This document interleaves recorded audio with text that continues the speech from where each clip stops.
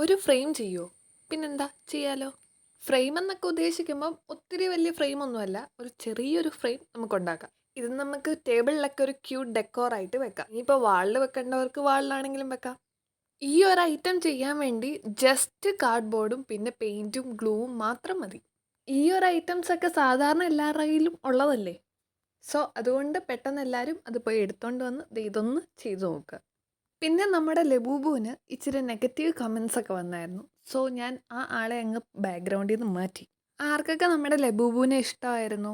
ഈ ലബൂബുവിൻ്റെ വീഡിയോ കാണാത്തവർക്ക് ഞാൻ വീഡിയോയുടെ ലിങ്ക് താഴെ കൊടുത്തേക്കാം. ഇപ്പം നമ്മുടെ ഫ്രെയിമിൻ്റെ പകുതി പരിപാടി കഴിഞ്ഞിട്ടുണ്ട്.